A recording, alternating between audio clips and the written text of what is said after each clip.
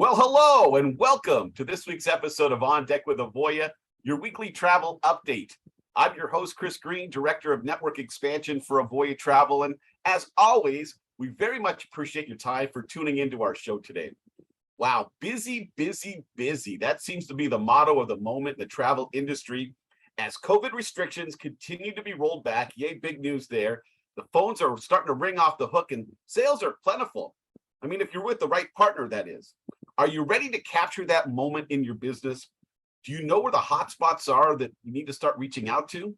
If you're not experiencing this current rush, if you're not sure which clients are ready, maybe you need better business intelligence to help you focus your time and efforts on the clients that are ready to move forward, because that is our theme today, business intelligence. It's our main topic of the day, as we're very excited and honored to welcome in Avoya Travel Senior Vice President of Business Intelligence to our show.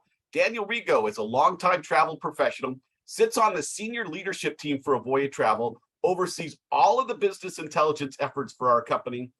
We know the numbers don't lie. We're excited to have Daniel join us here for this exclusive discussion on how business intelligence, combined with the other leading best-in-class resources offered by Avoya Travel, can help propel your travel business to its greatest success ever. And we look forward to having Daniel join us here in just a few moments for that Meet the Team segment. As I said, it's busy out there, especially the cruise side of the business. And some of the stories we're following for you today include Carnival Cruise Line's COVID restriction rollback and a huge sales day this past Monday. We'll have all the details. Norwegian Cruise Lines had to push back the debut of its latest ship due to supply and labor issues. Virgin Voyages sees an increase in bookings and takes on a new investment partner. We'll share that information. And Puerto Rico aims to be the premier cruise port in the Caribbean as they announce a huge overhaul of that historic port. All of those stories coming up shortly here at our Eye on the Industry feature. We continue to offer a great veterans and military discount, that promotion going incredibly well. And we're excited to announce we're extending that promotion. We'll have details on how you can affiliate with Avoya Travel at a discounted rate if you qualify. Plus, a discussion on our resources geared for those new to the industry, as well as the seasoned, experienced travel advisor. And we'll wrap up our show with all of our contact information, so it's easy to reach out, start the conversation, get connected with an affiliation specialist, get all your questions answered, and maybe start living that dream, right, of being a successful business owner in the travel industry. Okay, let's get rolling with today's On Deck with Avoya, your weekly travel update with a few industry insights and our Eye on the Industry feature. In a story from Travel Weekly, it was reported that Carnival Cruise Line's booking volume this past Monday was double what it was on the equivalent date back in 2019. This after the cruise line dropped its pre-cruise COVID testing for vaccinated guests and said unvaccinated guests no longer need to apply for an exemption to travel, except in Australia and on cruises over 16 nights. Unvaccinated guests still need to show a negative COVID test prior to boarding the ship, and this follows similar news from Norwegian and Royal, who also both altered their COVID requirements in the last week, then saw a big surge in new bookings and requests, and we've certainly felt that surge here at Avoya Travel again. So again, it's moments like this that really highlight the difference, and great business intelligence it does make a huge difference for our network. So if you're not getting business intelligence reporting, it might be time you find a new partner, and you're certainly going to want to pay attention throughout our whole show today. Back to Norwegian Cruise Line. Supply side issues are forcing the cruise line to push back the debut of its newest ship, the Norwegian Viva. It's going to be at least 6 weeks pushback. Originally scheduled to sail next summer, July 3rd of 2023. Now the earliest it'll hit the waters is August 17th. This follows a delay in the first Prima class ship in the NCL fleet, the Norwegian Prima, which had been delayed into getting into service, but is now scheduled to begin sailing and has a naming ceremony scheduled, I think, for the 28th of this month in Iceland. The Norwegian Breakaway will instead be repositioned to Europe to take over the canceled sailings on the Viva. Coming on the heels of its busiest booking month in its short history, Virgin Voyages has announced a new round of investment funding led by the BlackRock Group. Virgin Voyages is getting an additional $550 million in funds. Virgin Voyages said the capital investment is a sign the cruise industry is returning, that the brand will grow. The cruise line plans to add 2 more ships and expand its itineraries to Australia and new markets in the Caribbean. The cruise line currently has 2 ships in service, the Scarlet and Valiant Lady, with 2 more ships coming online over the next couple of years. As a 21 and over only cruise line, the ship is positioning itself to be a departure from normal cruising, and only time will tell how that all shakes out. One thing you can say for sure, though, private equity money relies greatly on business intelligence to make strategic investments. And time and again, including right here at Avoya Travel, private equity money sees the travel industry as a key area for growth, which is why you continue to hear stories like this with such a huge investment. And finally, speaking of huge investments, in a story from Travel Pulse, the cruise port in San Juan, Puerto Rico is about to see a huge overhaul, $425 million worth of overhaul. 9 cruise ship docks will be modernized under the proposal, which is a public-private partnership between the Caribbean islands government and London-based Global Ports Holding. The San Juan cruise dock will double their capacity from their current 4 ships to 8, and they hope to soon be able to accommodate some of the biggest cruise ships in the world. Currently, San Juan is not able to have ships with a capacity of over 5,000 passengers in port. Global Port subsidiary San Juan Cruise Ports, will operate the renovated piers under a 30-year agreement with the Puerto Rico Ports Authority, and the government will receive annual payments representing at least 5% of San Juan Cruise Ports' gross income. No timetable yet for the completion of that project. Well, time to turn our attention to the topic of business intelligence with this week's featured question and answer segment. Do you currently get business intelligence reporting from your host or franchise partner? If not, don't you wonder what you're missing?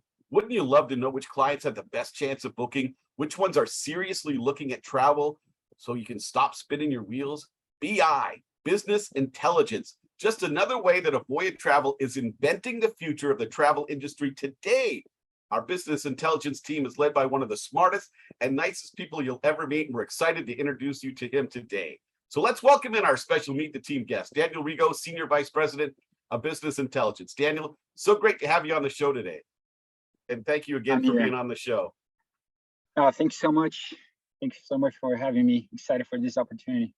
Daniel, before we get into the topic of business intelligence, tell me a little bit about you. How did you get involved in the travel industry, and how did you come to work with Avoya Travel as our Senior Vice President of Business Intelligence? Yeah, so actually, I've been working on the travel industry for about 10 years now. Been with Avoya for about 7. Prior to joining Avoya, I was working with Expedia. I worked there for 3 years, where I had an opportunity to manage 3 of their 4, manage analytics for 3 of their 4 global regions. Actually had an opportunity to go back to Brazil, where I'm originally from, and kind of work there. And then my last position was actually in North America, managing the North America analytics for the North America division. And then I saw the opportunity with Avoya, and I jumped on it. Part of it, really wanted to get back to living. At the time, I was living in Dallas, and really want to get back living close to the beach. So San Diego definitely offered that, and the opportunity with Avoya was a perfect fit, and I've loved my role ever since. And I started as a director of business intelligence, and made kind of my way up, and again, have been amazing experience so far.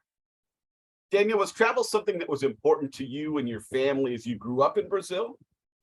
Oh, definitely. At a young age, I travel a lot within Brazil. I grew up there, and then moved to the US when I was 13.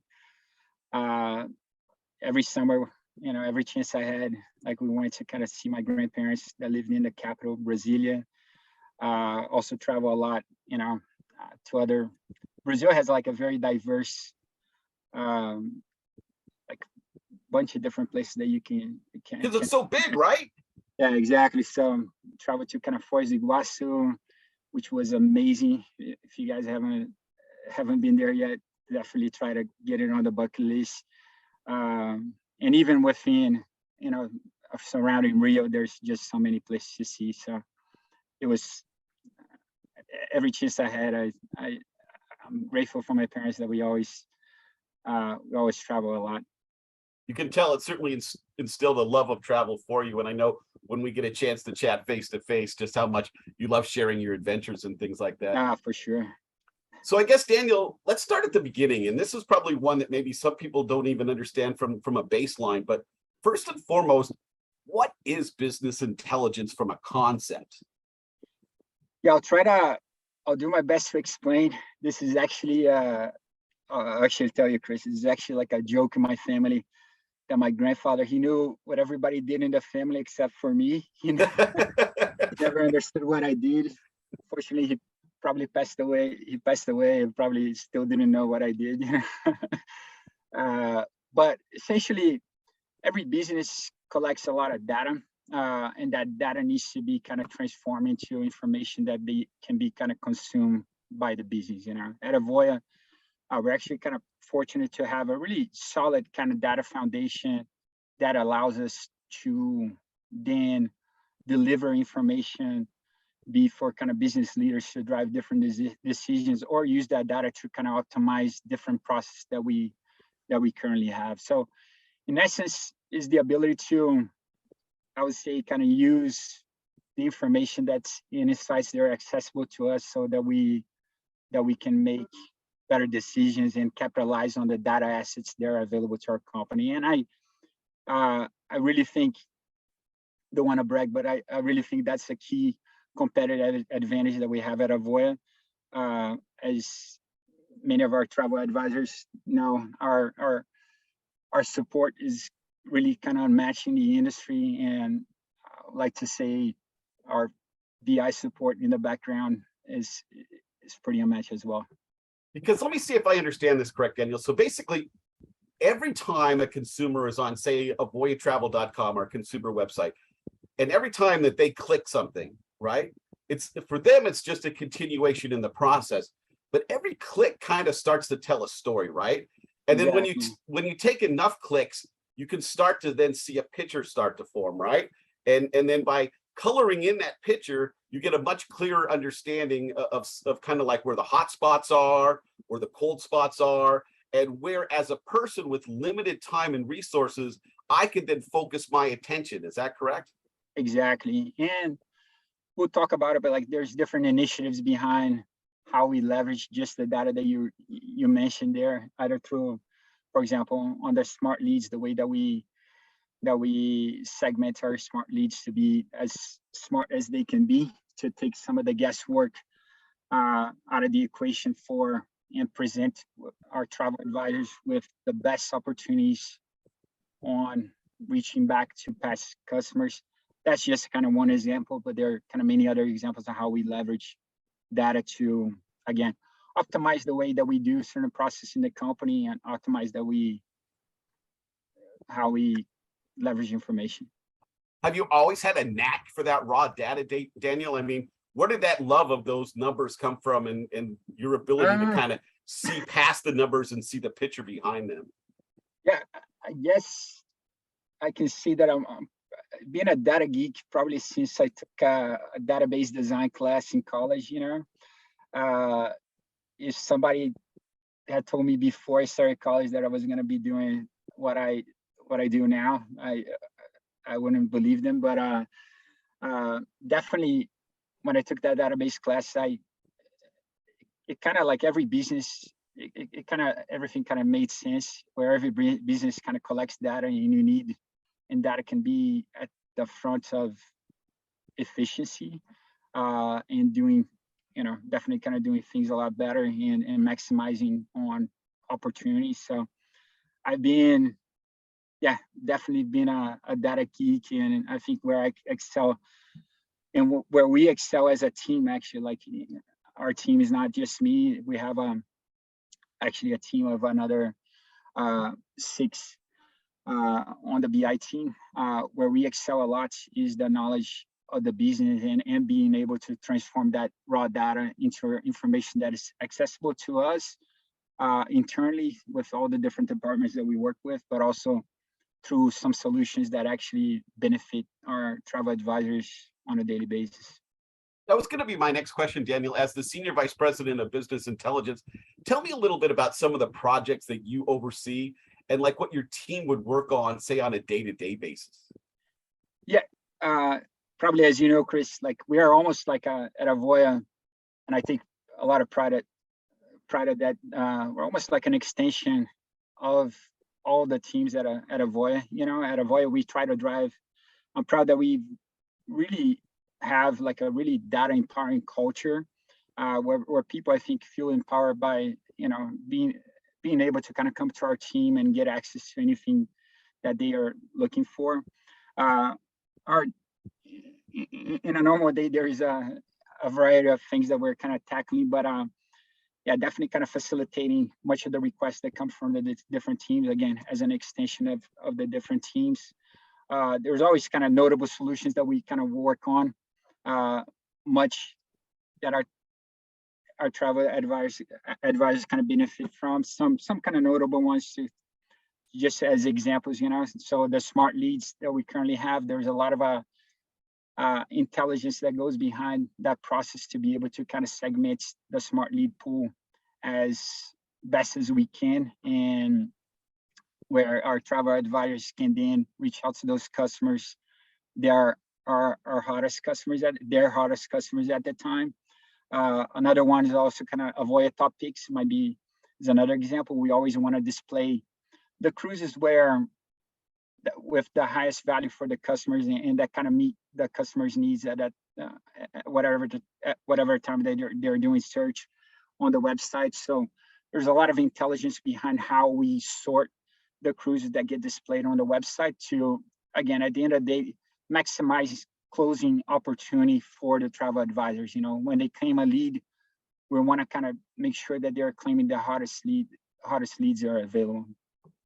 Yeah, I mean, live leads, smart leads, just among the difference makers that Avoya Travel offers to those in the Avoya network. So if you're hearing this and some of it sounds like otherworldly to you, that's because probably your partner just isn't that advanced. I mean, I'm not trying to be mean or throw anybody under the bus, but Avoya Travel, we are light years ahead of the game. And if you want to be selling from the future of our industry instead of from the past of our industry, having business intelligence, understanding where the hotspots are. I mean, imagine getting a list of potential clients that, based on real science, are probably more likely to book, instead of just like spinning the wheel and saying, all right, I'm calling the Smiths and I'm calling the Jones. You're going to get a list of the people, and you're going to actually know that the ones that you're calling are more than likely going to be those that want to hear from you and want to have that conversation with you. Daniel Rego, Senior Vice President of Business Intelligence, is our featured Meet the Team guest today. Daniel, would you agree that business intelligence, I guess I just kind of let the cat out of the bag, but it really does help travel advisors zero in on the hotspots, which destinations to feature, or what guests are most likely to book when that information is deployed properly, right? Oh yeah, no doubt about it. Like, and as we talked about it, like smart leads is just one example. There's a lot of other optimizations kind of behind the scenes that help what we're kind of, at the end of the day, kind of delivering to our travel advisors and making them visible to our travel advisors. The way that we kind of go about, for example, on our email marketing, which is to kind of get customers kind of re-engage and kind of come back to our website or come back directly to Avoya. That's there. I think the way that we do it is really second to none, which is huge credit to marketing and the collaboration that we have with marketing. As I said, I think our support is really kind of matching our efficiency and kind of data intelligence behind some of the process. Not to brag, but it's pretty good too. You can brag all you want, my friend. You have an amazing team. You do amazing work. I appreciate it. And since Avoya has really made a commitment to the concept of business intelligence, going back 7 to 8 years ago now, you can see it in the numbers. You know, if you take out the hiccup of COVID, and I think down the road, that's what it's going to look like, was just a hiccup. Every single year, the numbers increase. And that's because, again, numbers don't lie. We say it all the time, numbers don't lie. And when you use that information and you extrapolate the best from that, you could really push things forward in a great direction. Daniel, I guess one of the things that travel advisors would want to know is, right now, like where we are in the industry, does the data support the idea that people are ready to travel? Oh, most definitely. Like and it's actually my role, we pay attention to a lot of different trends. And I think, since the start of the pandemic, we've been we've been always kind of comparing to how things have been kind of going in comparison to kind of pre-COVID normal times. And it has been, like, to say that it has been a roller coaster is kind of an understatement. Chris, as you know, like last June, just as the vaccines were starting, we had probably like our best month ever, June 2021. And then all of a sudden we got hit with Delta, then we got hit with Omicron. So it has been like a roller coaster, but there are a lot of signs now, actually, which is really exciting, that things are finally kind of been stabilizing, So as you mentioned, with the ease of kind of restrictions from the cruise lines and all the news that are out there, we can really see that the numbers are really stabilizing. That's kind of presented through like much lower cancellation rates. For the longest time, we were seeing very high cancellations in comparison to kind of normal times. Actually, in the latest, which is a trend that we pay attention to, in the latest month that we had, or latest 4 weeks, cancellation trends are actually really, really close to normal times, which is for Avoya, is not very high. So that's kind of super positive. And actually gross sales trends, gross book sales trends is actually ahead of 2019 already, So departure trends are still, departure trends, again, is when a person actually takes a sailing. We are trending close to 2019 levels for same time 2019, actually trending ahead already for 2023 pacing in comparison to how we paced for 2020 same time. But yeah, all signs are pointing to kind of things being much more stable now, with much lower cancellations and trends, booking trends really actually ahead, as I said, ahead of 2019. And all that kind of gives us kind of a lot more certainty to kind of go out and kind of ramp up marketing investment, both on kind of the consumer and on the trade front. So makes total sense. I mean, it's nice to hear that the numbers support all the rhetoric that I've been saying on a weekly basis about this golden period of travel that is on the horizon, and we're starting to see the fruits of that really take hold now. Daniel, when you get a chance to get away from the office, I know you mentioned you were excited for your move from Dallas back to the San Diego area because of the beach. What are some of the things that you like to do for fun, my friend? I definitely, I mean, we work inside so much, that any chance we have, I really want to try to get outside. My two young little guys now. My oldest son is just 2, so he was born right before COVID, and our youngest is 1. So we've been busy throughout, very busy, but yeah, they're a lot of work, but they are also kind of guaranteed fun, So any chance I have, I want to be outside with them, either enjoying. That's funny, because the thing about little kids is that they don't care about the numbers, right? There are no smart leads for how little ones are going to be behaving. So, Exactly.